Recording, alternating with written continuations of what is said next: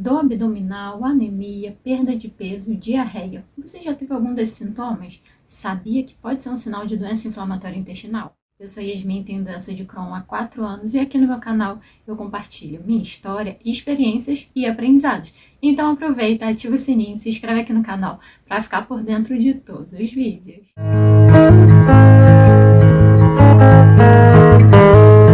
Como eu já falei em outros vídeos aqui no canal, a doença de Crohn é um tipo de doença inflamatória intestinal que pode afetar várias partes do intestino. Ela afeta principalmente o ilho, que fica no intestino delgado, e o cólon, que fica no intestino grosso. Geralmente, essa inflamação ela pode afetar várias camadas do intestino e é um pouco profunda, digamos assim. Eu vou colocar algumas imagens aqui no vídeo para ficar melhor a visualização. Bom, os sintomas são bem gerais e bem individuais também, inclusive. Os sintomas mais comuns são diarreia, dor abdominal, perda de peso, anemia, diarreia, às vezes com muco e sangue nas fezes, mas esses sintomas, inclusive, são muito variados. Eu tive mais de 8 sintomas. Minha irmã gêmea, ela teve apenas um e foi diferente de todos os meus, e a gente tem o diagnóstico da mesma doença, que é a doença de Crohn. Isso, inclusive, dificulta muito e atrasa o diagnóstico. Primeiro porque, por não ter uma regra, fica até difícil, inclusive, do médico que está avaliando desconfiar de ser doença de Crohn. No meu caso, eu comecei tendo dor e inchaço nas articulações. Foram os meus primeiros sintomas, então o médico jamais imaginava que poderia ser uma doença do intestino, porque o sintoma que eu tinha não tinha nada a ver com o intestino. Isso dificulta o diagnóstico, atrasa o diagnóstico e pode trazer sérios problemas e complicações, porque quanto mais cedo a gente descobrir, antes a gente vai começar o tratamento e pode ter uma resposta melhor, mais rápida e ter mais qualidade de vida. E, inclusive, esses sintomas podem ser confundidos com outras doenças. Conheço pessoas que tiveram vários diagnósticos errados antes até finalmente ter o diagnóstico correto da doença de Crohn. Dependendo do nível do paciente, do quadro dele, ele pode ter mais outros sintomas, como fadiga, cansaço extremo, pode ter problema na absorção de vitaminas, desnutrição, falta de apetite, febre, então realmente é muito variado. E como eu falei no início do vídeo, a doença também pode causar sintomas em outras partes do corpo, que chamamos de manifestações extraintestinais. Pode afetar os olhos, rins, fígados, articulações, coluna, então são bem variados mesmo, por isso que é importante o diagnóstico precoce e o tratamento correto para trazer a qualidade de vida.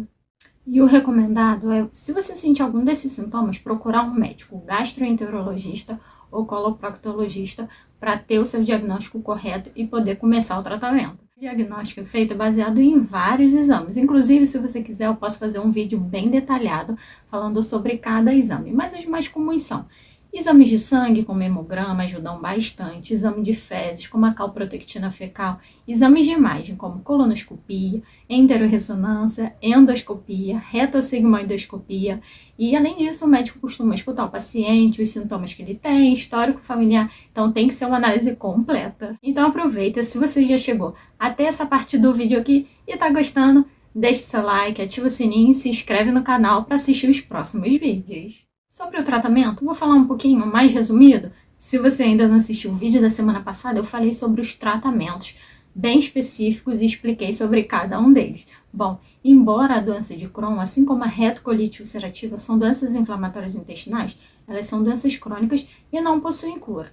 Mas, apesar disso, existem muitos tratamentos hoje em dia disponíveis. Além disso, sempre surgem novos medicamentos, novas opções terapêuticas que a medicina tem evoluído bastante e isso é muito bom pra gente.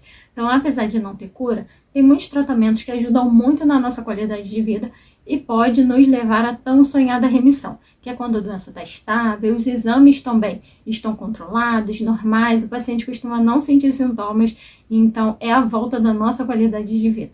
É importante falar que a remissão não é considerada uma cura porque a doença ainda pode voltar. Então, mesmo em remissão, a gente precisa continuar fazendo os exames regulares, consultas, continuar o tratamento direitinho para a doença não voltar, hein? Bom, estudos mostraram que ainda não tem uma causa específica para as doenças inflamatórias intestinais, mas sabe-se que ela é uma doença autoimune, que é quando tem uma resposta imunológica, digamos assim, inadequada do nosso próprio sistema imunológico, como se ele mesmo atacasse ele. Então, é mais ou menos assim que funciona. Mas a gente sabe que fatores ambientais, genéticos, emocionais também estão certamente ligados, porque influenciam muito nos nossos sintomas. Hábitos como fumar, ter uma alimentação inadequada, histórico familiar, isso também aumenta o risco de desenvolver uma doença inflamatória intestinal. A incidência em homens e mulheres basicamente é igual. Apesar dela acontecer a partir dos 30 anos, a gente ainda vê muitos casos de bebês que nascem já com a doença ou desenvolvem nos primeiros anos de vida e também com pessoas com mais de 60 anos. E eu sei que talvez você que esteja vendo esse vídeo que tenha doença, talvez já tenha escutado, nossa, mas você é muito nova para ter essa doença, ter uma doença crônica. Eu sei, as pessoas no geral ainda estão muito habituadas a relacionar idade com doença crônica, mas não tem mais isso hoje em dia. Principalmente com as doenças inflamatórias intestinais, a gente vê muitos jovens desenvolvendo a doença e outras pessoas que já nascem com isso. Então, assim, não é uma escolha da pessoa, não está relacionado à idade, tem muitos fatores envolvidos, e, inclusive, nada que você fez causou essa doença em você. Então, cuidado ao pensar nisso e ficar se perguntando. Eu sei que talvez já tenha acontecido isso com você, acontece com muitas pessoas. Você fica se perguntando, nossa, mas o que eu fiz para causar isso? Eu não mereço isso. Então, assim, a gente tem que trabalhar muito o nosso emocional também. Agora, como uma curiosidade, lá em 1932, um gastroenterologista, junto com mais outros 2 amigos, foram os primeiros a descrever a doença e publicar um artigo sobre isso. Então, por isso, o nome da doença é doença de Crohn, porque é o sobrenome desse gastro. Então, já sabem, se você sentir algum desses sintomas, não deixe de procurar ajuda médica, pois o diagnóstico precoce é fundamental. E, além disso, você pode buscar ajuda, apoio e informações em associações de pacientes, em blogs de pacientes, Instagram, redes sociais no geral, assim como o meu Instagram, Meu Diário de Crohn, que se você ainda não conhece, vou colocar aqui a foto e o perfil para você ir lá dar uma olhadinha, me seguir e também ver os conteúdos que eu produzo por lá. E agora, recadinho de final de vídeo.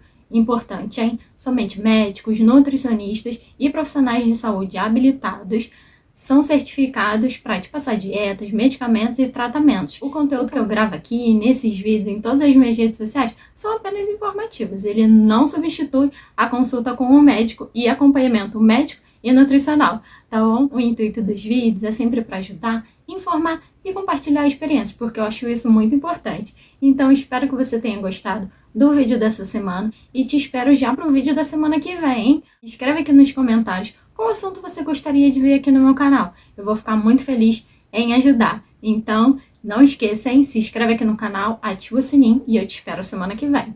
Beijo!